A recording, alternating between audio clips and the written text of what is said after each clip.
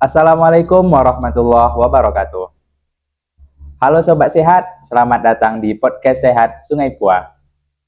Bisa, suka, bincang santai seputar kesehatan. Perkenalkan, saya Wafdal Hamda, mahasiswa Poltekkes Kemenkes Padang. Nah, pada kesempatan kali ini kita akan membahas satu topik tentang yang sering disepelekan oleh orang, namun akan sangat bahaya jika disepelekan, yaitu penyakit campak. Apalagi pada baru-baru ini kita juga mendengar tentang kejadian luar biasa yang terjadi di Kecamatan Sungai Pua. Nah, tentunya topik ini akan sangat menarik jika kita bahas pada kesempatan kali ini. Dan di sini juga saya tidak sendirian, sudah hadir narasumber kita yang luar biasa, Dr. Dila Marita Amenike. Beliau merupakan seorang fungsional dokter di Puskesmas Sungai Pua. Halo Ibu Dokter, Assalamualaikum warahmatullahi wabarakatuh. Waalaikumsalam warahmatullahi wabarakatuh. Bagaimana kabarnya pada hari ini, Bu? Alhamdulillah luar biasa. Nah, ngomong-ngomong soal campak nih, Bu. Masyarakat taunya campak itu tentang ruam merah bintik-bintik yang terjadi di kulit. Nah, untuk lebih spesifiknya bisa dijelaskan untuk sobat sehat yang mendengarkan dan buat kami juga, apa sih itu campak, Bu? Oke, baik. Sobat sehat semua, sebenarnya campak itu sudah kita kenal mungkin ya dari dahulu kala ya. Sejak saya mungkin masih kecil itu sudah kita tahu tentang penyakit campak. Namun waktu dahulu itu sudah mulai berkurang dan mungkin hampir kita bisa eradikasi. Tapi akhir-akhir ini muncul lagi berbagai macam kasus campak. Dimana kalau kita tahu bahwa campak itu dia merupakan penyakit yang disebabkan oleh virus yang ditularkan melalui droplet atau melalui percikan ludah. Jadi gejalanya tidak hanya ruam atau bintik merah saja, karena gejala ruam itu timbul setelah beberapa waktu kemudian gitu. Jadi campak ketika dia masuk virusnya ke dalam tubuh kita, itu butuh waktu dulu. Mungkin kita merasa sehat ya setelah kena campak, setelah 10 sampai mungkin 14 hari baru timbul gejala. Dan gejalanya itu nggak langsung ruam, jadi gejalanya itu muncul dengan seperti demam tinggi, batuk, flu, mungkin seperti gejala flu ya. Ada juga mungkin dengan mencret atau diare, mual muntah, tidak langsung ruam. Dan ruam itu muncul beberapa hari setelah itu. Oh, berarti gejalanya ada banyak ya, Bu? Bukan hanya ruam-ruam merah di kulit gitu ya. Ruam itu kan sudah beberapa waktu kemudian, jadi udah lanjut gitu. Kalau di awal-awal kan seperti tadi gejala flu aja. Iya, Bu. Ya, gejala flu. Kemudian kalau seandainya dari segi gejalanya juga, awalnya itu kan seperti gejala ringan ya Dam ya? Iya, Bu. Tidak begitu masalah lah, tapi lama-lama akan muncul gejala yang jika kita sepelekan untuk orang-orang tertentu, apalagi yang dengan daya tahan tubuhnya mungkin yang kurang baik ya, itu juga bisa menimbulkan komplikasi yang serius.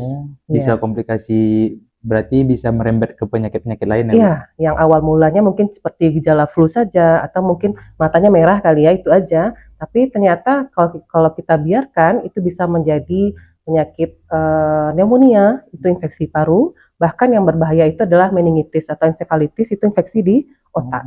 Jadi bisa saja kita temukan pasien campak itu dengan kejang nantinya. Ya, seperti itu. Nah, kalau ngomong-ngomong soal penularannya nih, Bu, penyakit campak itu menularnya bisa lewat mana sih, Bu? Oh iya, tadi udah saya spill sedikit ya, melalui droplet ya. Jadi sebenarnya penyebarannya itu melalui droplet. Droplet itu kan cairan ludah atau mungkin bisa dari bersin ya. Itu kan kita ada sedikit cairan yang keluar yang bisa mungkin langsung kena ke pasiennya atau dia kena ke benda-benda di sekitarnya. Jadi pentingnya cuci tangan nanti ya. Jadi ketika benda itu terkena droplet dari pasien yang campak, kemudian terpegang dan kena lagi ke kita bisa tertular dengan penyakit campak. Itulah secara umum gambaran penularannya. Berarti penularannya itu sangat cepat ya, Bu, untuk virusnya sendiri? Iya, tapi yang perlu di garis bawahi di sini, ketika kita sudah tertular, misalnya kita kontak dengan pasien campak, Adam nih, kontak dengan saya hari ini, gejalanya itu nggak langsung hari ini, dia timbul itu 10 hari setelah itu, atau 14 hari setelah itu. Jadi kadang kita miss di situ ya. Jadi gejalanya itu 14 hari setelah kita kontak dengan pasien campak tadi. Berarti virusnya udah nyebar tapi gejalanya timbul. Iya, gejalanya belum ada. Istilahnya masa inkubasi. Ya, belum menemukan gejala. Kalau untuk contoh nyatanya gitu Bu, ada kasus di sekitaran wilayah kerja Puskesmas Sungai Pua Ini gitu Bu? menarik sebenarnya ya. Iya Bu. Karena dahulu sebenarnya Sungai Pua ini hampir bebas dengan campak ya, tapi beberapa tahun terakhir, terutama nih waktu sekarang ini Iya, kita Bu. lagi ORI, artinya outbreak respon terhadap dari kejadian luar biasa ya. Iya, Bu. Jadi kita sudah menemukan beberapa bulan terakhir itu lebih kurang 28 kasus ya. Cuman kan itu nggak kita ambil semua darahnya karena ada beberapa pasien yang tidak mau diambil darahnya. Itu yang pasti itu baru 5, cuman itu sudah dikatakan KLB karena sekarang itu kalau kita menemukan campak satu saja kasusnya positif itu sudah KLB, jadi luar biasa. Dan kasusnya itu bervariasi. Kalau rata-rata itu untuk anak-anak yang tidak mendapatkan imunisasi campak sebelumnya MMR itu biasanya gejalanya lebih berat. Dan bahkan kami sudah mendapatkan beberapa kasus yang sampai dirawat ya. Alhamdulillah sekarang sudah sembuh, cuma butuh perawatan waktu itu masuk rumah sakit. Jadi kalau saya harapkan sih memang kedepannya waspada lagi terhadap campak ini. Oke, berarti harus kita cegah dulu sebelum terjadi ya. Iya benar, karena campak ini adalah salah satu penyakit yang bisa kita cegah. Iya. Betul. Nah, kalau ngomong-ngomong soal pencegahannya nih Bu, kalau masyarakat kan tahu juga itu pencegahannya lewat imunisasi. Ya. Nah, untuk lebih spesifiknya lagi itu apa sih Bu pencegahannya gitu? Iya, sebenarnya memang ini ya pencegahan utamanya itu adalah imunisasi. Itu juga sudah disampaikan oleh WHO bahwa campak itu adalah salah satu penyakit yang memang bisa kita cegah dengan imunisasi. Itu biasanya waktu kalau dari rentang 0 sampai 9 bulan itu kan biasanya bayi itu diharapkan sudah punya imunitas dari ibunya ya. Jadi ketika 9 bulan kita memberikan imunisasi campak. Kemudian kita berikan booster kira-kira di usia 15 sampai 18 bulan. Kemudian juga di usia sekolah sekitar usia 6 sampai 7 tahun. Jadi anak saya nih ada sekarang nih satu yang sedang diimunisasi campak itu di sekolah. Iya. Oke, anak ibu sendiri imunisasi ya Bu? Iya, wajib. Berarti kalau imunisasinya lengkap berarti lebih aman juga ya Bu? Iya, insya Allah lebih aman. Tapi bukan berarti semuanya ini ya, sama kita pakai payung ya kawan-kawan ya. Kalau kita pakai payung hujan itu kan pasti ada juga terkena percikan air. Iya, betul. Jadi tapi kita harapkan dengan imunisasi gejalanya tidak berat, jadi cepat sembuhnya gitu. Selain imunisasi ada tips lain nggak Bu untuk mencegah campak gitu Bu? Jadi kan sudah saya sampaikan tadi kalau penularannya kan melalui droplet ya Dam. Iya, Bu. Jadi berarti ketika kita kontak dengan seseorang, berarti kita sering cuci tangan, menjaga kebersihan diri. Kemudian kalau kita merasa kita tidak sehat atau dekat orang yang tidak sehat, kita sebaiknya memakai masker. Nah, jadi yang paling utama itu menjaga kebersihan diri dan menjaga imunitas seperti apa? Seperti minum air putih yang banyak, buah, sayur secara umum lah untuk menjaga daya tahan tubuh kita. Nah, yang ini yang penting banget nih Bu. Kalau untuk dibahas, kalau itu kan imunisasi nih Bu, pencegahan dari campak itu sendiri. Nah, kalau di masyarakat kita kan masih beredar mitos atau fakta gitu tentang imunisasi, ada yang halal, ada yang haram. Benar. Nah, penjelasannya gimana nih Bu? Aduh, ini berat banget nih pertanyaannya Anda. Jadi sebenarnya, saya agak ini ya susah menjawab tentang halal haram ini ya. Di luar sebenarnya banyak faktor yang harus kita pertimbangkan dan mungkin ada ahli lagi yang harus kita hadirkan gitu. Tapi ini menurut pendapat saya dengan keilmuan yang terbatas ya.